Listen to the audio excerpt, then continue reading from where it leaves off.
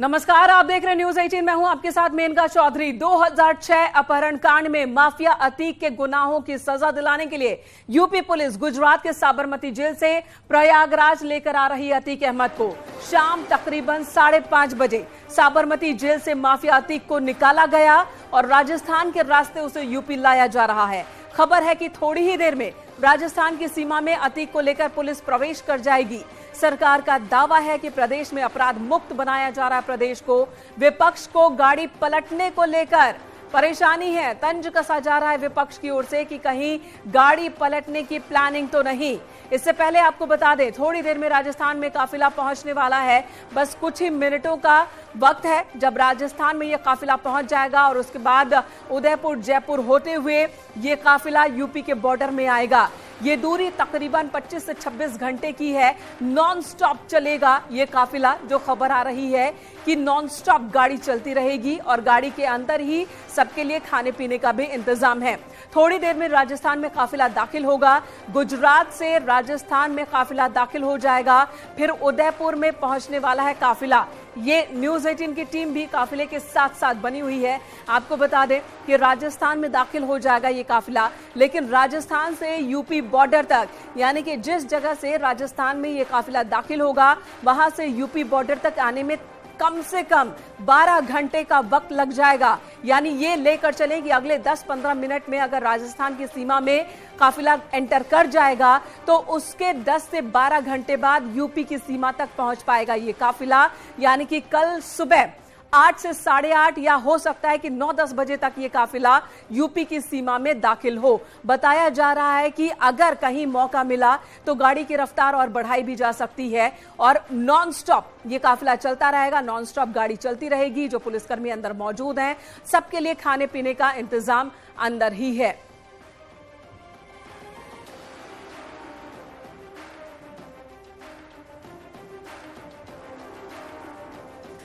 तो ये तस्वीरें भी हम आपको लगातार दिखा रहे हैं कि अतीक अहमद को लेकर गाड़ी आगे आगे और न्यूज 18 की टीम पीछे पीछे। हार्दिक हमारे सहयोगी इस वक्त हमारे साथ मौजूद हैं। रुख कर लेते हैं हार्दिक का। हार्दिक, ये बताएं कि आप इस वक्त किस जगह पर मौजूद हैं और वहां से आप अतीक के काफिले को देख पा रहे हैं क्या?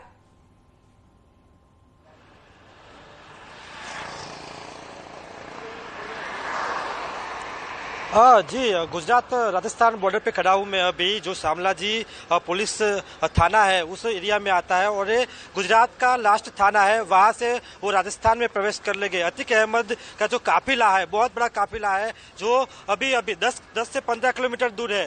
कह सकते हैं कि 15 मिनट में ये काफिला गुजरात से होकर राजस्थान में आ जाएगा। मेरे पीछे आप देख सकते हैं कि बारी यहाँ पे आप देख सकते हैं कि जिस तरह से काफिला अभी थोड़ी देर में आने वाला है। तभी गुजरात का ये जो लास्ट थाना है यहाँ पे भी जो बंदोबस्त है उसको ज्यादा कर दिया गया है और जो पुलिस की जो हलचल है वो भी यहाँ पे देखी जा सकती है। हमने पूरे काफिले की यहाँ पे नजर रखे हुए है कि कभी भी किसी भी वक्त काफिला यहाँ पे पहुंच सकता है। कह सकते हैं कि बहुत ही सुरक्षा के तहत उसको लाया जा रहा है। हार्दिक, आपसे ये भी जानना चाहेंगे कि क्या कोई पुलिस मूवमेंट भी है वहां पर? क्या स्थानीय पुलिस की ओर से कोई मूवमेंट बढ़ाई गई है या फिर ऐसी कोई मूवमेंट आपको नजर वहां नहीं आ रही है?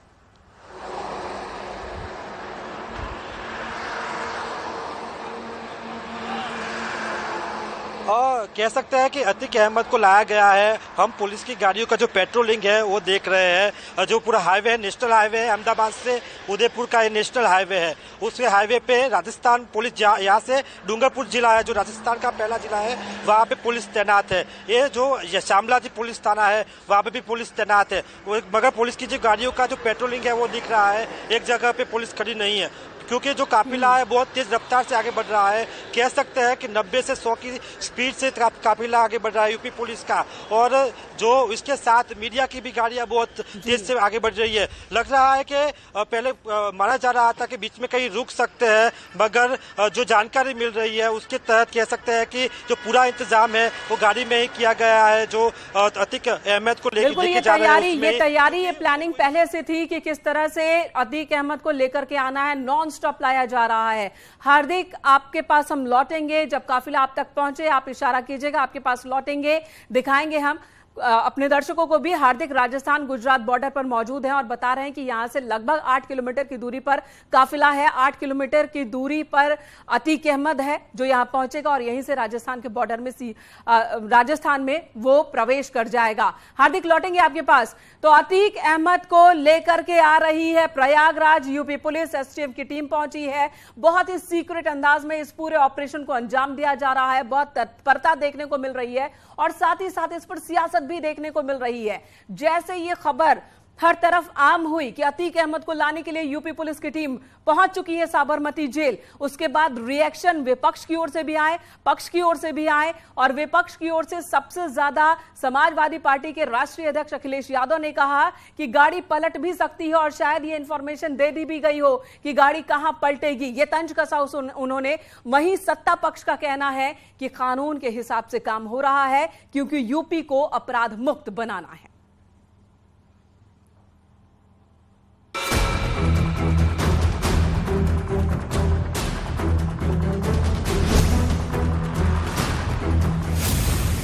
डॉन कांपे थर थर, गाड़ी पलटने का डर।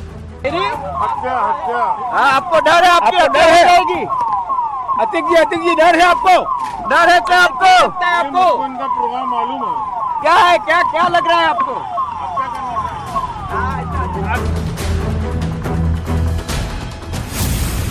2006 में गुनाह, 2023 में उमेश पाल को इंसाफ। अपराध को बढ़ाना, अपराधियों को बढ़ावा देना, ये काम समाजवादी पार्टी के नेता करते रहे सदैव। तो किस तरीके से उनको नियंत्रित किया जाए ये मुख्यमंत्री जी कर रहे हैं। अपराधी माफिया गिरफ्त में आ जाता पुलिस की तो गाड़ी में शांति से बैठा रहे ताकि वो सुरक्षित तरीके से जेल पहुंच जाए।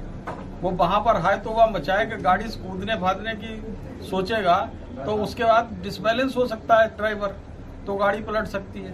कोर्ट के एक ऑर्डर के तहत जेल में गया था, यहाँ से शिफ्ट किया गया था, वापस न्यायालय के समक्ष लाया जा रहा है। ये कानूनी प्रक्रिया है, पूरी सुरक्षा के साथ अतीक अहमद को लाया जाएगा, कानून के सामने प्रस्तुत किया जाएगा, जैसा कानून का निर्णय होगा। ये न्यायिक प्रक्रिया है, पुलिस का इसमें कोई विशेष डायरेक्ट रोल नहीं है। गुनाहों का हिसाब साबरमती टू प्रयागराज। यदि कोई क्राइम हुआ है, नामजद एफआईआर हुई है, कोर्ट के माध्यम से उसको पेशी पर संबंधित कोर्ट में प्रस्तुत किए जाने की कार्रवाई चल रही है, तो मुझे या विपक्षी दलों को क्या मतलब है? हम सब जानते हैं कि हमारी सरकार प्रतिबद्ध है कि उत्तर प्रदेश में हम कानून का राज स्थापित करेंगे। यहां किसी गुंडे, माफिया, मवाली की अब चलने नहीं पाएगी। स्पेशल 45 का सुरक्षा घेरा, 16 घंटे में सफर पूरा। जो लोगों ने जनादेश दिया है प्रदेश की महान जनता ने, उसमें हमारा संकल्प है कि हम अपराध से और अपराधियों से मुक्त करेंगे उत्तर प्रदेश को, और सरकार उसी रास्ते आगे बढ़ रही है। जो भी दोषी हैं, जो अपराधी हैं और जिन्होंने अनैतिक काम किए हैं, गरीबों के अधिकार जिन्होंने छीने हैं, गरीबों अधिकारों पर जिन्होंने डाका डाला, सबके खिलाफ कार्रवाई। अपहरण कांड के गुनहगारों पर फैसले की घड़ी। हम लोग ये चाहते हैं कि जो भी अपराधी हो उसके खिलाफ कार्रवाई हो, और जो उत्तर प्रदेश में 50 से अधिक मुकदमे लगे हुए हैं उन सब लोगों के नाम प्रदेश की सरकार जारी करे और जनता ये जान जाए कि 50 से ऊपर आपराधिक मुकदमे किसके ऊपर हैं और किस पर कार्रवाई होगी। ऑपरेशन अतीक, सबसे बड़ी बहस।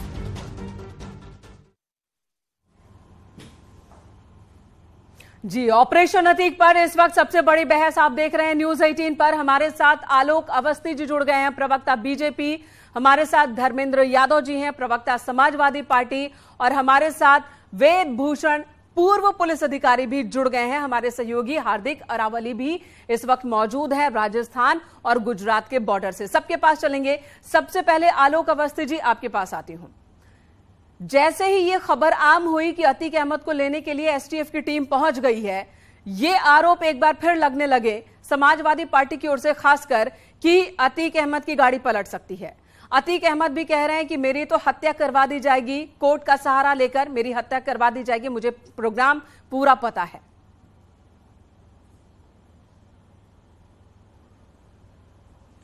देखिए, जिस अपराधी की वजह से जनता थर-थर कांपती थी, आज वो अपराधी थर-थर कांप रहा है उत्तर प्रदेश आने में। ये एक बड़ा आमूल-चूल परिवर्तन जो है योगी आदित्यनाथ जी की सरकार ने सुशासन के रूप में, एक कठोर प्रशासक के रूप में इस प्रदेश की जनता को दिया है। लेकिन श्रीमान अखिलेश यादव क्यों थर-थर कांप रहे हैं, यह मुझे समझ में नहीं आ रहा है। शायद उनके प्रवक्ता बता पाए आखिर ऐसी क्या मजबूरी है अपराधियों और दंगाइयों का समर्थन करने की श्रीमान अखिलेश यादव जी को कि आज उनको अतीक अहमद के समर्थन में खड़े होना पड़ रहा है। कालांतर में उनकी पार्टी ने ही अतीक अहमद को विधायक और सांसद भी बनाया था। आज ऐसे अपराधी जो पुलिस वालों की भी हत्याएं कर रहे हैं, विधायक की भी हत्या करवा रहा है, राजूपाल की भी हत्या जो है इसी अतीक अहमद ने करवाई थी, आज जो है उमेश पाल की भी हत्या और 2 पुलिस के गार्ड की भी हत्या इसी ने कराई है। तो इस तरह के ऐसे दुर्दांत अपराधियों के समर्थन में अखिलेश यादव जी का खड़ा होना एक बेहद शर्मनाक है और उत्तर प्रदेश की जनता ये सब देख रही है।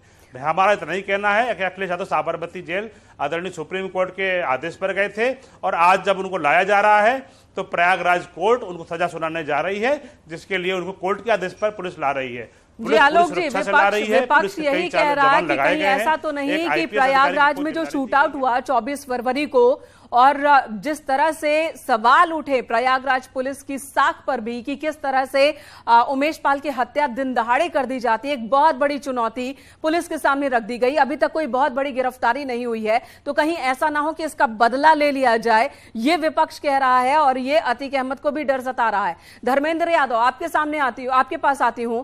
सवाल यह है प्रोफेसर धर्मेंद्र यादव कि अब जब कार्रवाई हो रही है तो समाजवादी पार्टी को परेशानी क्यों हो रही है?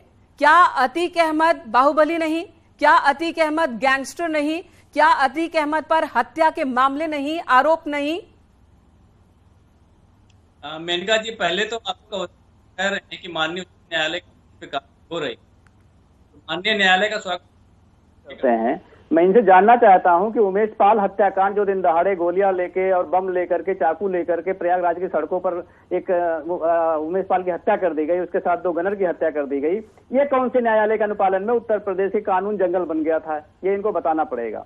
दूसरी बात, अतीक अहमद जैसे माफिया पर कार्रवाई हो, इसमें कोई 2 राय नहीं है, लेकिन उसके साथ ही आशीष मिश्रा, आपके कुलदीप सिंह सेंगर, चिन्मयानंद, इन जैसे माफियाओं पर भी कार्रवाई हो और उत्तर प्रदेश की योगी सरकार पूरे उत्तर प्रदेश की जनता को ऐसे टॉप 10 माफिया की लिस्ट जारी करे या फिर ऐसे माफिया की लिस्ट जारी करे जिन पर 50 से ज्यादा मुकदमे हैं, तो उसमें मुख्यमंत्री भी आ जाएंगे और इनके डिप्टी सीएम भी आ जाएंगे। इससे इनकी पोल खुल जाएगी कि आखिर में कानून व्यवस्था को समझते क्या है, करते क्या है। हम लोगों ने पिक्चर देखी है, सिनेमा देखा है, सिनेमा जो होता है समाज का आईना होता है। मेनका जी, ठीक है, लौटते हैं। प्रोफेसर धर्मेंद्र यादव, आपको रोकती हूँ, हमारे सहयोगी हार्दिक का रुख कर लेते हैं। और ये देखिए काफिला जो इस वक्त यहाँ से गुजर रहा है, हमारे सहयोगी हार्दिक है। बोलिए हार्दिक, ओवर टू यू। काफिला राजस्थान में जा चुका है, राजस्थान में काफिला जा चुका है, राजस्थान में काफिला जा चुका है। आप देख सकते हैं कि अतीक अहमद को लेके जो काफिला है वो अभी राजस्थान में घुस चुका है और कह सकते हैं कि बड़ा काफिला है और पूरे सुरक्षित उसको रख के उसको लेके जाया गया है। राजस्थान में काफिला डूंगरपुर जिले में प्रवेश कर चुका है। कह सकते हैं कि बहुत बड़ा जो काफिला था यूपी पुलिस उसको पूरी सुरक्षित तरह से गुजरात से साबरमती जेल से लेके राजस्थान में प्रवेश कर चुकी है, गुजरात से राजस्थान में जा चुका है। ठीक है हार्दिक, तो राजस्थान के डूंगरपुर जिले में प्रवेश कर गया ये काफिला और यहां से नॉन स्टॉप चलना है और यूपी की सीमा तक पहुंचना है। हार्दिक, यहां से यूपी की सीमा तक दाखिल होने के लिए कौन सा रूट लेगा ये काफिला? कुछ कंफर्मेशन आपके पास कि जयपुर होते हुए किस तरह से और कितना वक्त यूपी की सीमा तक पहुंचने में यहां से?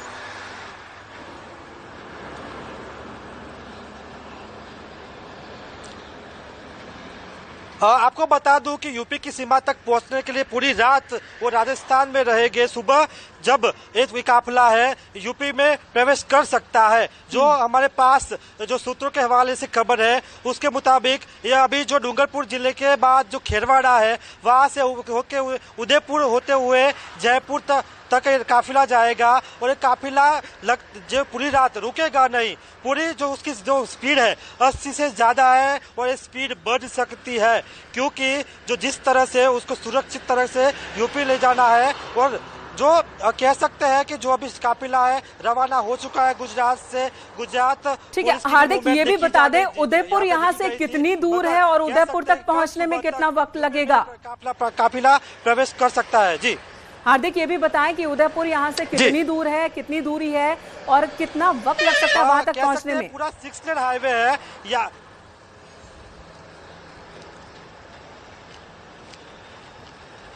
आपको बता दूं यहाँ से यूपी 150 किलोमीटर 140 से 150 किलोमीटर की दूरी है यहाँ से, और यहाँ से पहुंचने के लिए तकरीबन उनको 3 से 4 घंटे उदयपुर तक लगेंगे, क्योंकि पूरा 6 लेन हाईवे है। उनको कहीं पे भी रुकने की जरूरत नहीं पड़ेगी, पूरा क्लीन हाईवे है और यहाँ से 3 से 4 घंटे में उदयपुर पहुंच जाएंगे। उदयपुर बाईपास होके वो जयपुर तक जा सकते हैं और कह सकते हैं कि उनको जो पूरा जो रोड है, हाईवे है, पूरा खुला मिलेगा।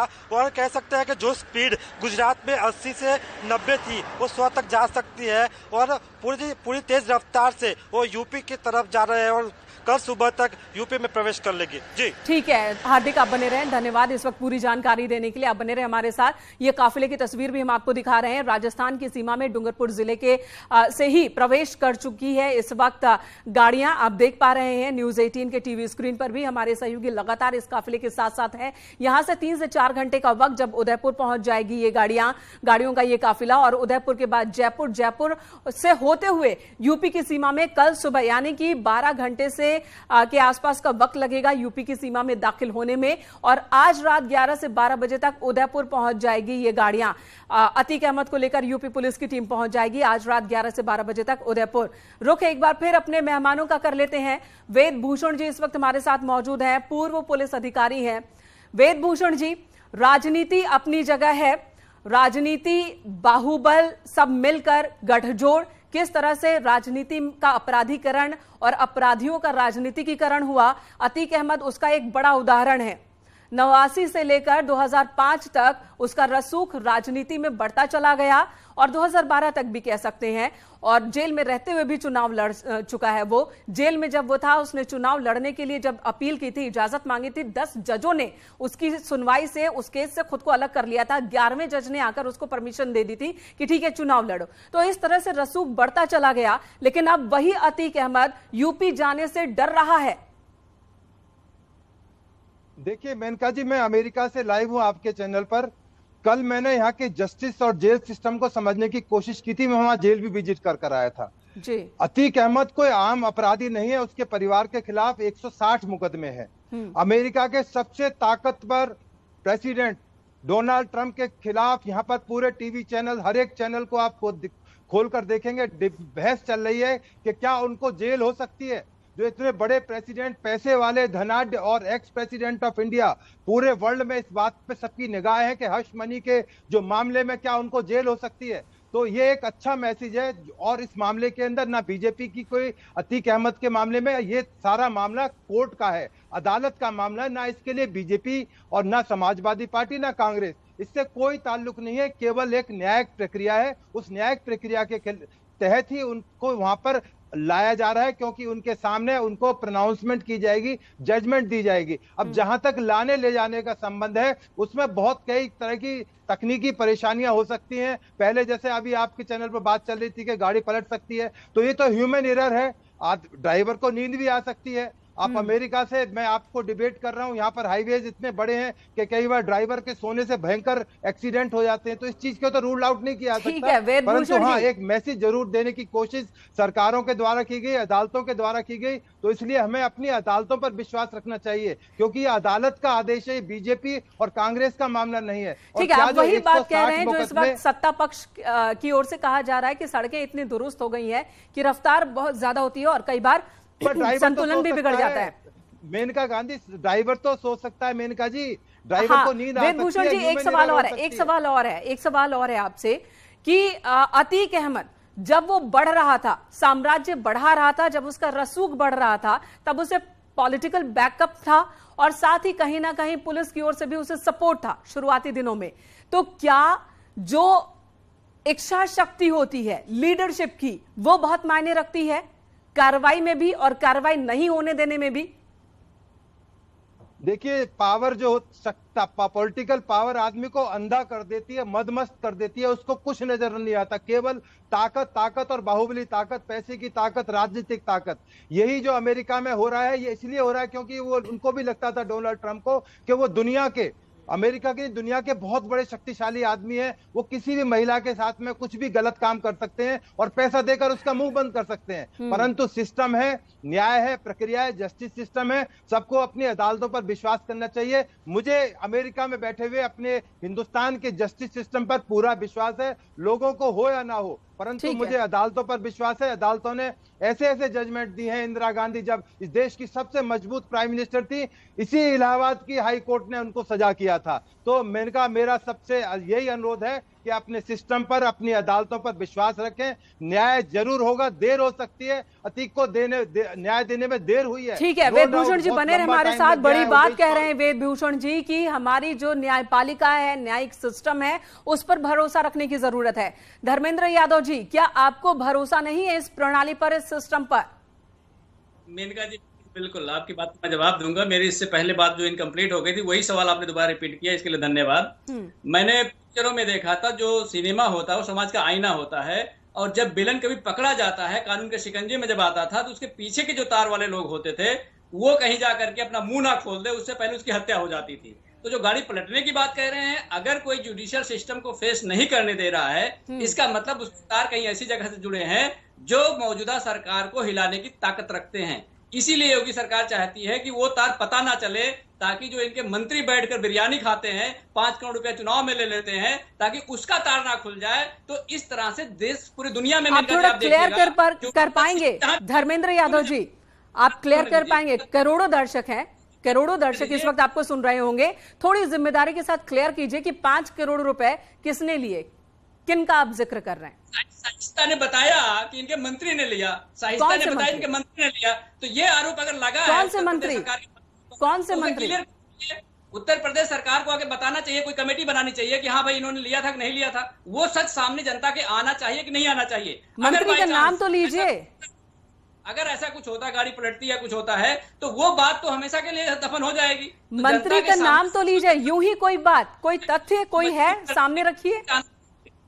मेनका शाइस्ता के खिलाफ 6 मुकदमे हैं, 6 मुकदमे शाइस्ता के खिलाफ है। वो क्या बोलेंगी, किस मुंह से बोलेंगी शाइस्ता? क्या उन पर विश्वास किया जा सकता है? शाइस्ता के वकील जो बैठे हुए, शाइस्ता के वकील उनके वकील, मुझे समय दीजिएगा। शाइस्ता के खिलाफ 6 मुकदमे, शाइस्ता के जो वकालत ठीक है, इतना बिल्कुल सत्य मान के चले कि वकालत करना कहीं ना कहीं कोई मजबूरी भी है। आप दोनों को ही रोकना चाहूंगी। आलोक 10 सेकंड दीजिएगा इनकी बात का जवाब देने के लिए। ठीक है, जवाब। अगर शाइस्ता के पास मुकदमे थे, तो जब वो जो प्रेस कॉन्फ्रेंस कर रही थी शाइस्ता, उस समय गिरफ्तार क्यों नहीं किया उत्तर प्रदेश की पुलिस ने? उत्तर प्रदेश की पुलिस की ऐसी क्या मजबूरी थी कि वो खुलेआम प्रेस कॉन्फ्रेंस कर रही है, उसके बाद भी गिरफ्तार नहीं कर रहे हैं, अगर इनके पास इतने इनपुट थे? दूसरी बात, वेद भूषण जो ट्रंप की बात कर रहे थे, बहुत अच्छी बात उन्होंने कही। मुझे अच्छा लगा कि अमेरिका की प्रणाली को आगे भारत में बखान कर रहे हैं। इनको शायद जानकारी नहीं है कि उत्तर प्रदेश के जो मुख्यमंत्री योगी आदित्यनाथ जी है, उन पर भी 100 से ज्यादा मुकदमे हैं। जो उप मुख्यमंत्री है, उन पर तो ऐसे ऐसे मुकदमे हैं कि जो चंदा चोरी का मुकदमा जिनके ऊपर है, प्रयागराज में हुआ है। तो अगर पूरे कैबिनेट को आप देखोगे, योगी की जो कैबिनेट है उसमें सीएम और डिप्टी सीएम उनको ही मिला करके 150 मुकदमे होंगे। तो मुझे प्रोफेसर धर्मेंद्र यादव, आखिर ऐसा क्यों है? ऐसा क्यों है कि जितने बाहुबली, जितने माफिया जेल के अंदर है, उन सबके साथ समाजवादी पार्टी खड़ी हुई दिखती है? जब भी किसी माफिया, जब भी किसी गैंगस्टर पर कार्रवाई होती है, तो समाजवादी पार्टी का दर्द क्यों दिखने लगता है? आप बने रहे हमारे साथ। आलोक अवस्थी जी से भी पूछ लेते हैं। जो धर्मेंद्र जी, आपने जो सवाल उठाया वही सवाल मैं आगे ले जा रही हूँ। ठीक है, सुनिए भी तो, दूसरों का भी मौका दीजिए। नहीं, दूसरों को भी मौका दीजिए। आलोक अवस्थी जी, ये सवाल तो है ना। प्रोफेसर धर्मेंद्र यादव, आऊंगी आपके पास, आपको मौका फिर मिलेगा, आपको मौका फिर मिलेगा। इस तरह से वक्त ना बर्बाद करें, वक्त ना बर्बाद करें।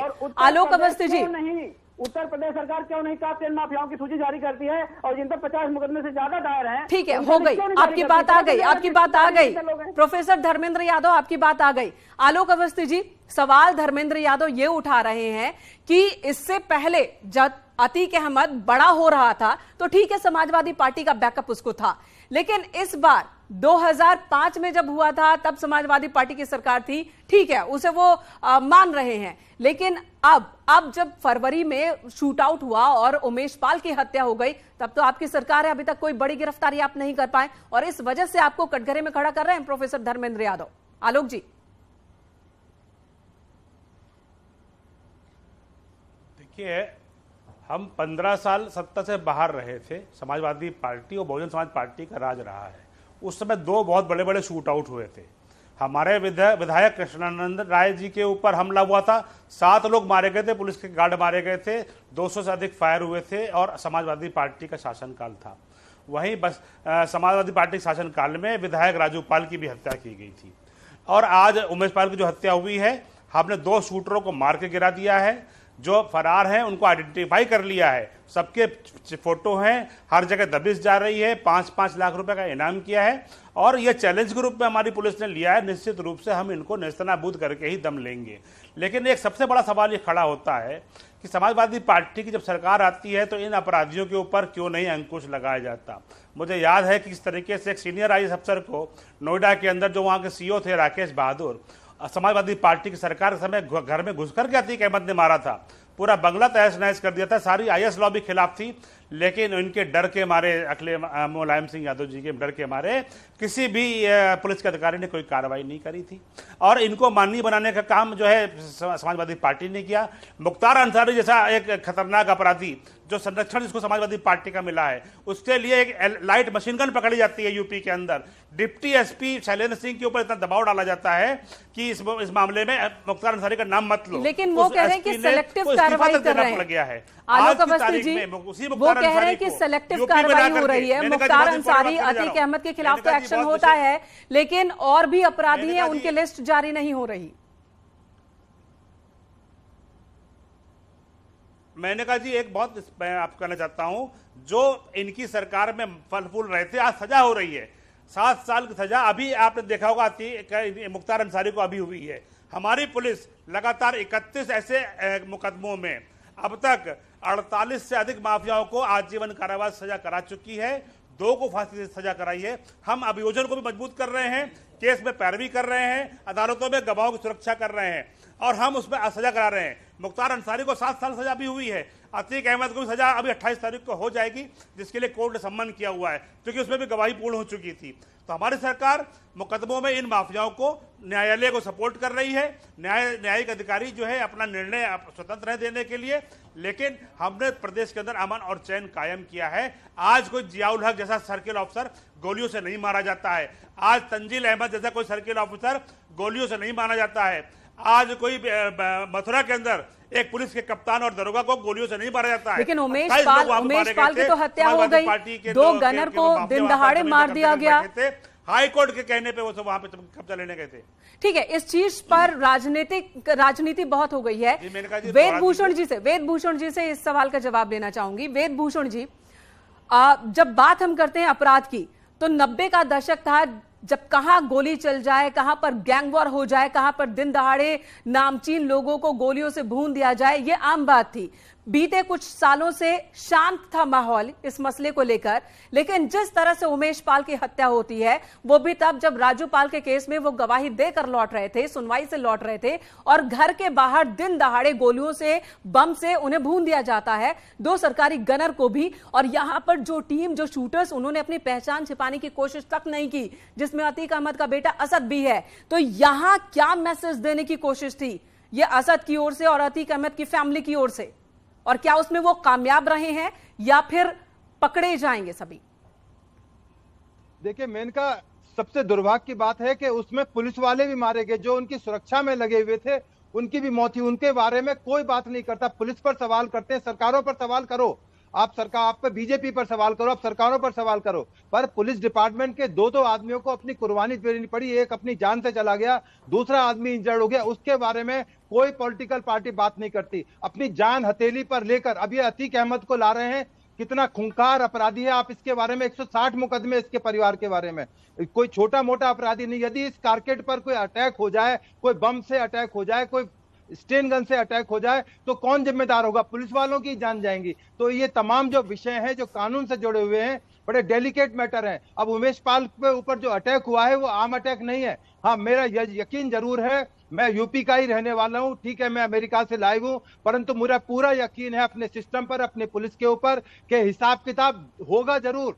देर लग सकती है, परंतु हिसाब किताब इसी अदालतों के अंदर होगा। यही पुलिस करेगी। यही वो पुलिस है जिसने विकास दुबे का हिसाब किताब किया था। यही पुलिस मुख्तार अंसारी के लिए, यही अतीक के लिए है। तो थोड़ा सा धैर्य रखें। जरूर जो उमेश पाल के हत्यारे थे, जिन्होंने ये कांड किया था प्रयागराज के अंदर, आपने कई ऑपरेशन अपनी जर्नी में देखा होगा, कई ऑपरेशन आपने देखे होंगे। इस तरह से सीक्रेसी मेंटेन करना, इसके पीछे की वजह क्या है?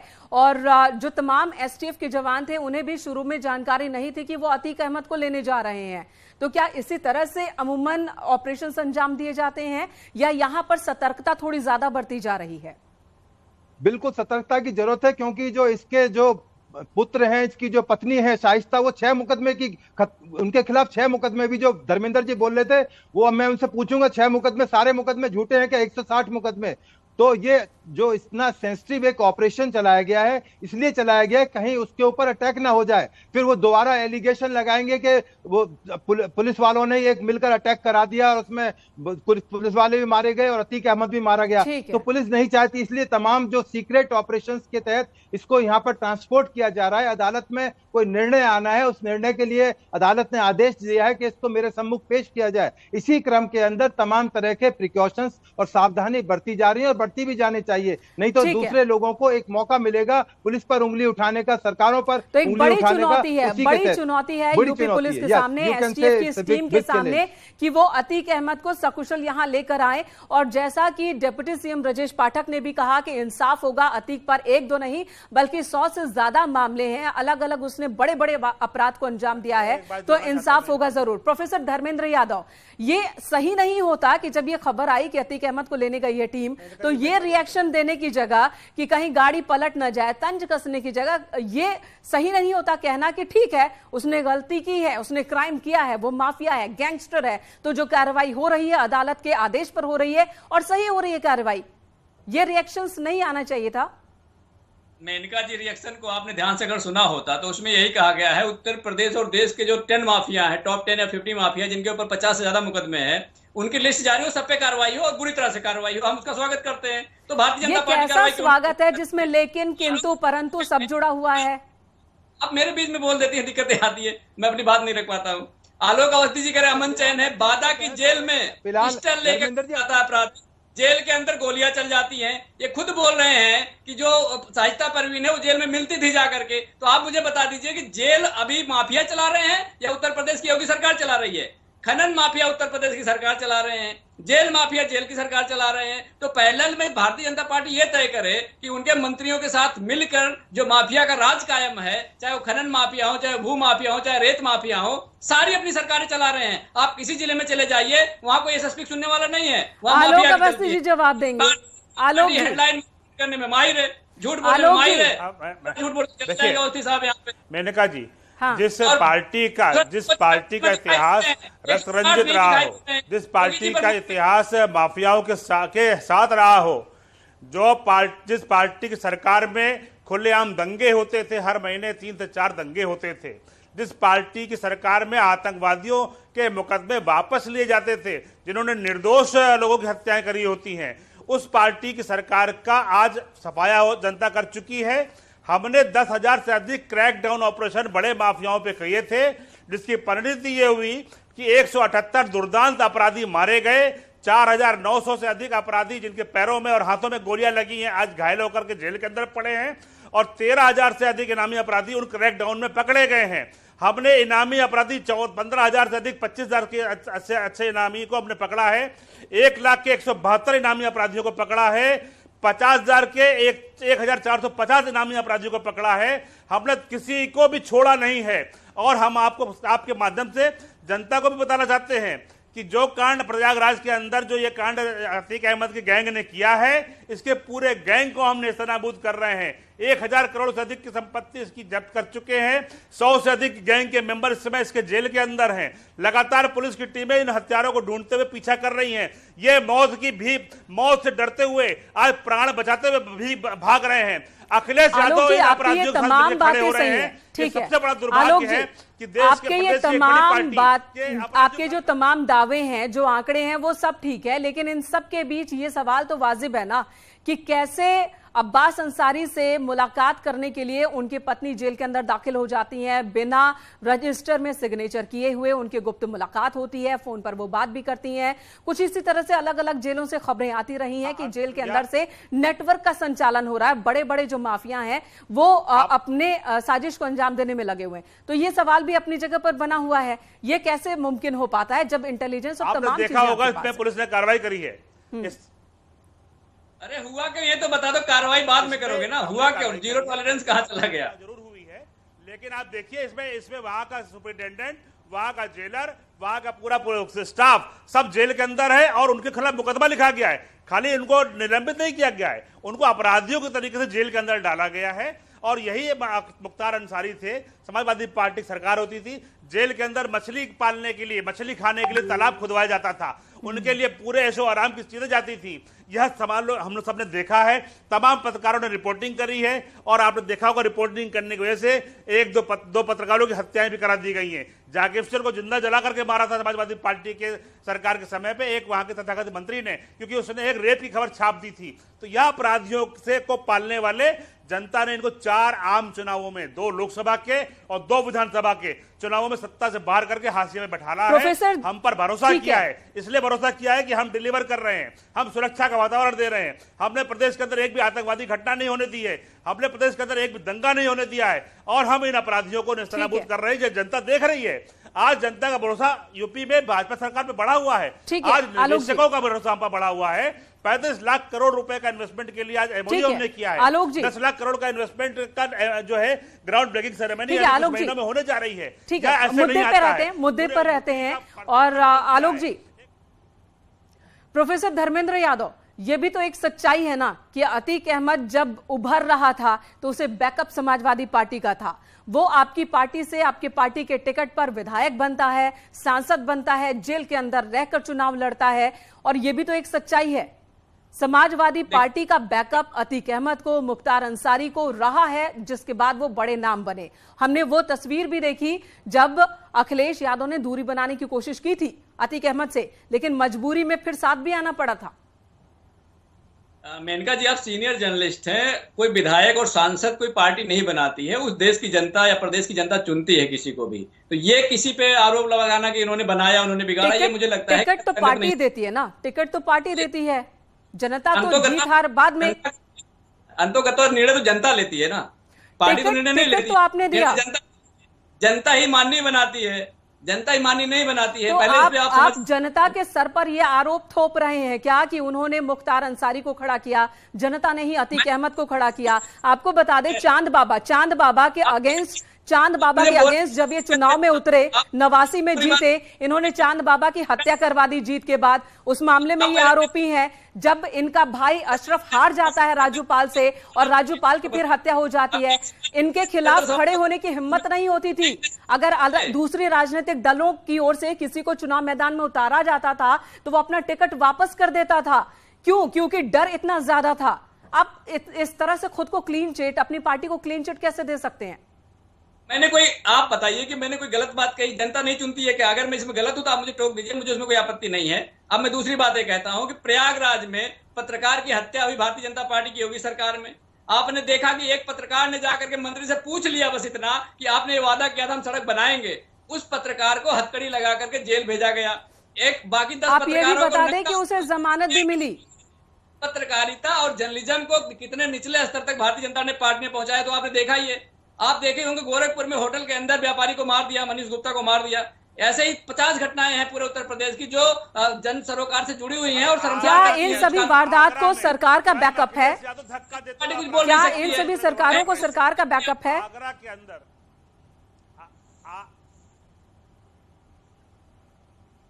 प्रोफेसर धर्मेंद्र यादव, जो तमाम आपने अभी अपराध की गिनती की है, क्या सरकार का बैकअप है? भारतीय जनता पार्टी का बैकअप नहीं होता तो आप बताइए जेल में कोई कैसे मिलता? मुझे बताइए ना, जेल में कोई कैसे मिलेगा? कोई प्रेस कॉन्फ्रेंस कैसे करेगा? जेल में गोलियां कैसे चलेंगी? जेल में अपराधी फोन कैसे ले जाएगा? बिरयानी कैसे खाएगा? जेल में पिक्चर कैसे देखेगा? ठीक है, वेदभूषण जी को इस बारे में ज्यादा जानकारी होगी, उनके पास चल लेते हैं।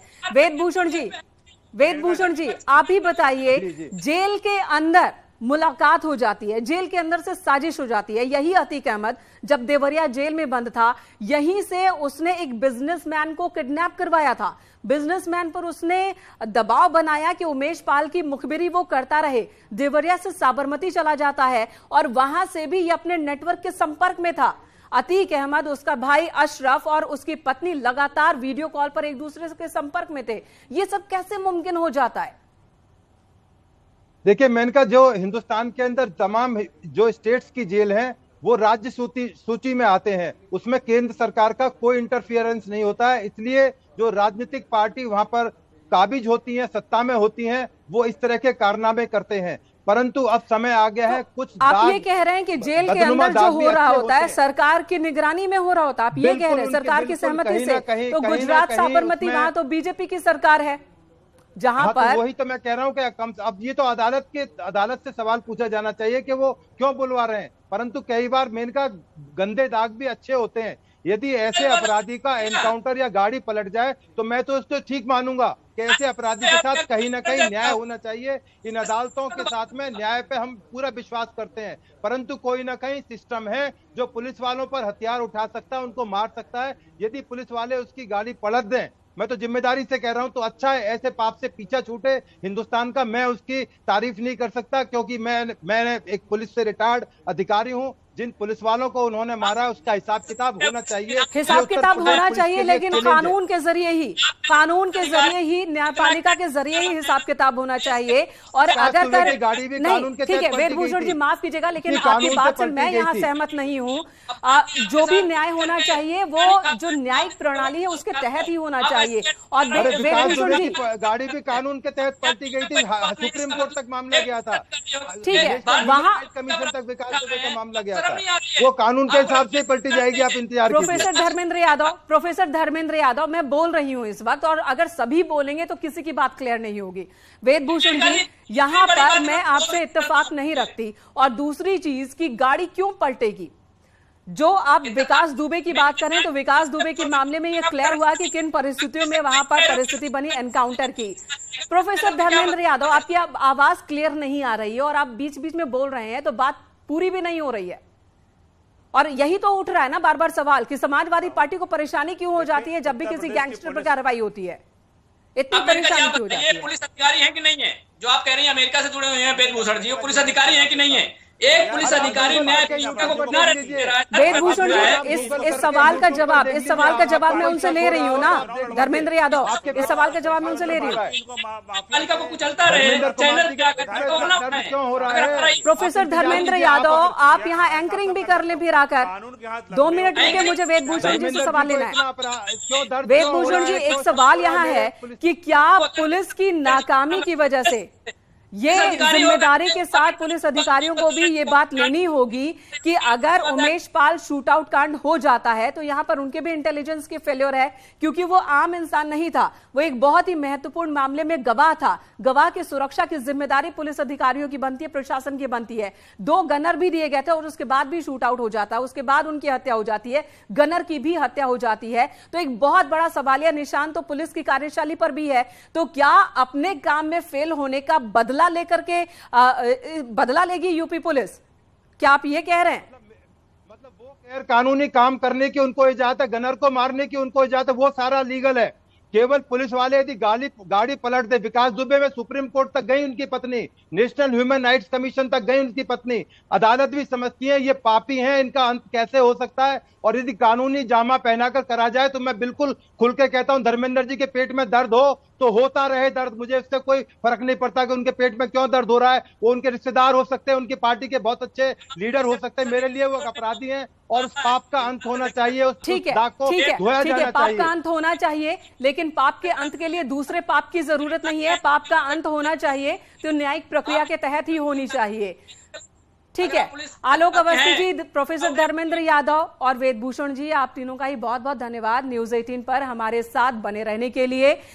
तो अतीक अहमद को लेकर के यूपी पुलिस की टीम, एसटीएफ की टीम रास्ते में है प्रयागराज के, और अब राजस्थान की सीमा में प्रवेश कर चुकी है ये टीम। राजस्थान की सीमा में दाखिल हुए आधे घंटे का वक्त बीत चुका है। रात करीब 11 से 12 बजे के बीच उदयपुर पहुंचेगी और फिर वहां से जयपुर, और जयपुर के बाद आगे बढ़ते हुए तकरीबन 11 से 12 घंटे बाद कल यूपी की सीमा में दाखिल हो जाएगी यूपी पुलिस की टीम, जो कि अतीक अहमद को लेकर के आ रही है। परसों उसकी पेशी होनी है प्रयागराज में, एमपी एमएलए कोर्ट में पेशी होनी है, और उससे पहले उसे हाई सिक्योरिटी वाले बैरक में रखा जाएगा। तैयारी पूरी हो चुकी है, सीसीटीवी कैमरों से वो बैरक लैस होगा और 24 घंटे निगरानी रखी जाएगी अतीक अहमद पर। उमेश पाल की किडनैपिंग और उसे धमकाने के मामले में उस सुनवाई हो चुकी है और फैसला परसों आना है। यहां रुकेंगे एक छोटे से ब्रेक के लिए। न्यूज़ 18 पर एक एक तस्वीर, एक एक खबर ऑपरेशन अतीक से जुड़ी हम आपको दिखाते रहेंगे। आप देख रहे हैं